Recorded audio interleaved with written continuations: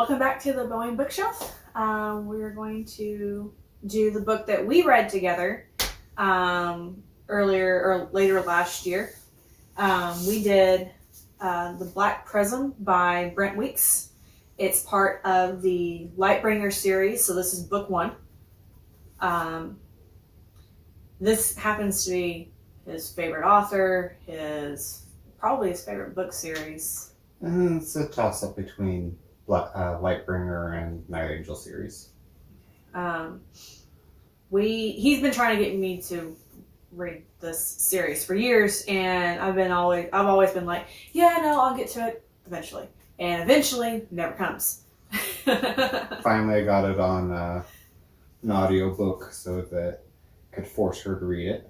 Yes, it just happened that we were taking a trip to San Antonio, and it's like, yes, perfect, you're listening to this. So, how long was the drive? I don't remember how long that one was. It's like about 6 hours, I want to say. 6 hours from where we live. So, yeah, we had a decent chunk into the book. Yeah. It follows, so Black Prism takes place in a world where magic is, it's not really, like, magic is like, there's no real true magic. The magic users are called drafters. They can basically convert light into their power source or mental something constructs that take a physical form. Yeah, so... Very Green Lantern-ish. Yes. And like it doesn't quite work like art color wheels. This works off of the light, color lights. Yes, so it's spectrum of light. Drafters come in monochrome, bichrome, or polychrome. Monochrome, obviously, they can draft one color. Bichromes, two colors, most commonly two colors that are next to each other on the color spectrum, like the rainbow. Polychromes, three or more, again, normally colors that are next to each other. But it's not out of the question for having split colors. And like the drafter has to be able to see the color to be able to draft it. And so like there's essentially like also blinders that will block out color spectrum. Virtually almost color blindness without really being colorblind. Yes. And that's kind of like a weapon against them, but they can't draft anything with those blinders on. So in this world of drafters, it follows a few different characters. One of them being a teenage boy named Kip, who he's a cool character. He is a little bit on the low self-esteem side of life. Definitely a smart aleck. Yes. Constantly gets onto himself for not being able to keep his mouth shut. Yes, his mouth does tend to run away with him quite often, and it is funny. Because he does sit there and like, I think the book is done in third person point of view. So like he's always talking about like why does this always happen to me? But he always tends to find a way to. It's like, well, I've already screwed up. Might as well just go with it and he makes it work. He's a really, really cool character. And the book kind of follows a little bit more closely with Kip. He seems to be more, not quite central, but close enough. One of the other characters that follows is Gavin Guile. He's the Prism, essentially the leader of the religious portion of the world. The world itself is split into 7 different satrapies or countries. Kip's from one that sided with the wrong brother in a war between Gavin and his brother Dazen, when they were basically fighting who was going to be Prism, because one of them had been chosen to be Prism, and the other one wasn't supposed to be able to be a Prism, but depending on which side you talked to, he was either faking being one or actually was a Prism. Yeah, and he has, I don't know, he was a bit of a stick in the mud. He's very uptight. Gavin, spoiler alert, Gavin is Kip's father. But not really. Not really. And another spoiler alert, Gavin is not Gavin. He's Dazen. Which, when I found that out in the middle of driving, I had to have a moment because I had to pause it. It's like, wait a minute, what do you mean? This isn't Gavin. I thought Dazen was the bad guy. So we're following a bad guy? We're following a villain? No. Not really, apparently. I don't know. We're at first book. Still the first book, so I haven't gone to the second book yet, so I don't really know, and he's not been forthcoming. He's like, you just gotta read to find out. It has been hard, especially hard with trying to work out a review for this, because I keep thinking of stuff from following books that I want to bring up, but they're not really in the first book, so. So yeah, but yes, he's a bit of a stick in the mud. He doesn't quite take kindly to Kip. No, he definitely doesn't at first. I can't really say he's ashamed. He just doesn't want anything to do with him. It's almost like he feels threatened by him. Maybe a little bit. Or maybe he's just because Kip's beneath him and doesn't. He's lowest man on the totem pole. Doesn't really give two craps about anybody. But yeah, Gavin was he was a bit like, every time that his part came up though, I was kind of like, ugh. Like, I don't want to deal with you.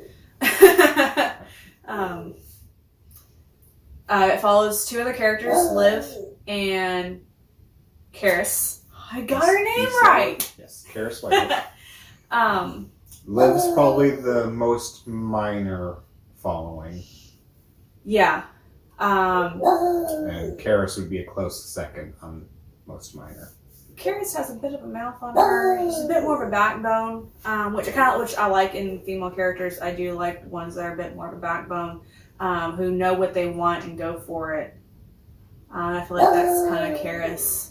For at least right now. Again, first book, haven't moved past it yet. But yeah, so like, what else is going on in the world? I mean, yeah, we talked about the mechanics of it. What's going on? So, during the book, one thing that is happening is the country that satrapy that Kip is from, is starting to rebel, I guess, for lack of better terms. They have not had control of their satrapy since the Prism's War. They're trying to essentially gain back control of it, but they're also trying to demolish the current government that governs the entire world. So there is essentially a war breaking out, though some of the characters don't want to believe it. Mm-hmm. And some of them are definitely so far choosing the wrong side. But yeah, so war is breaking out. Drafters are drafting left and right. Kip has had something. He's a polychrome. Spoiler alert, this is polychrome. Yes. Gavin, though, is hiding it. Yes, he even hides it from Kip at first, convincing him that he's just a blue-green bichrome. Yeah, which Kip knows that that's not right. because he'd already drafted Red. Yeah, he drafted Pure Fire. Yeah. So it's kind of like, what are you doing? Why are you doing this? Why are you lying to this poor kid? So yeah, there's still some mysteries going on. But I think like overall for the first book, it was good.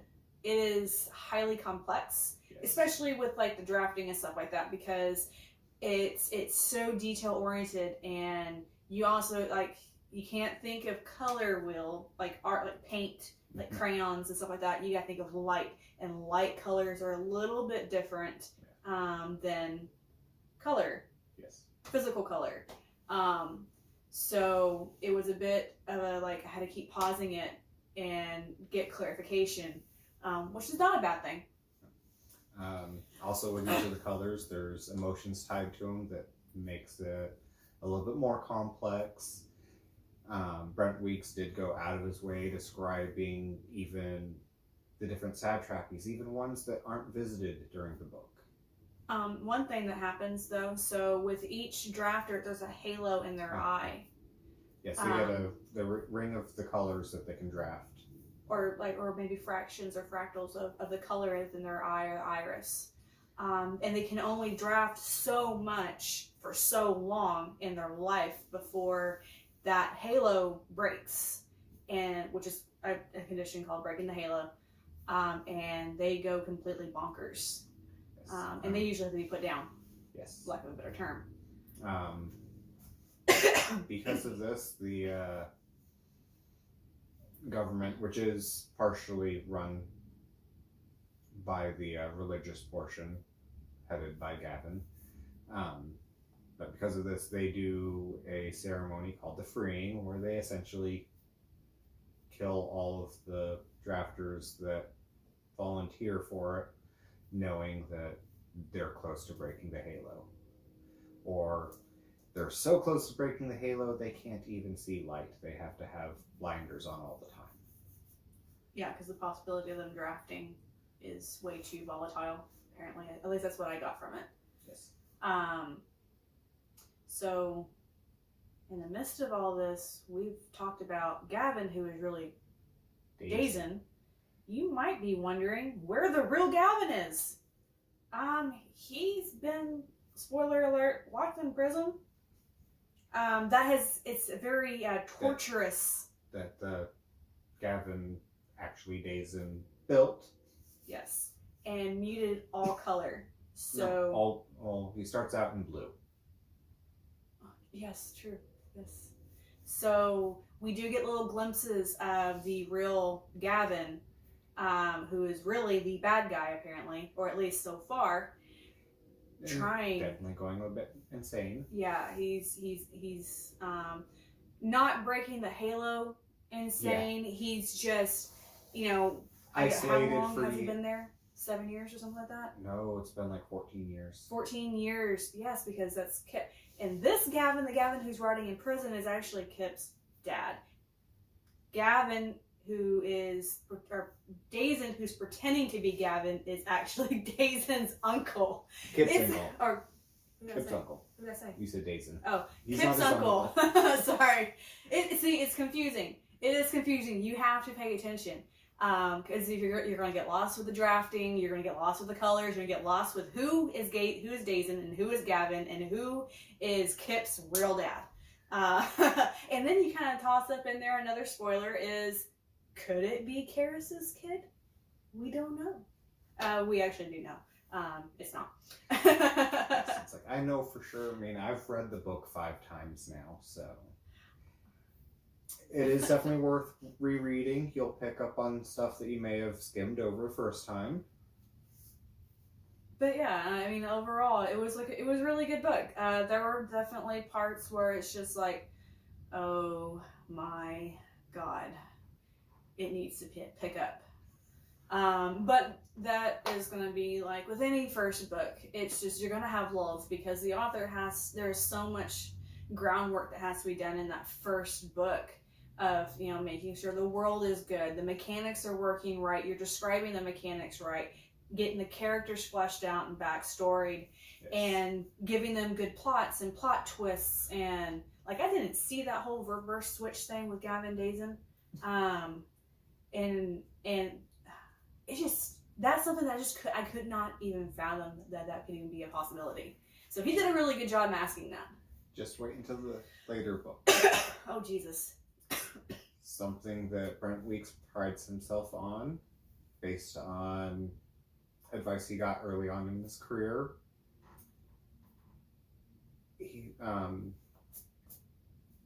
He'll pick at least one character that he does it with normally, but find the one thing that character absolutely would never do and find a way to make them do it. And the way he does it, it's so hard to see any of it coming. Yeah.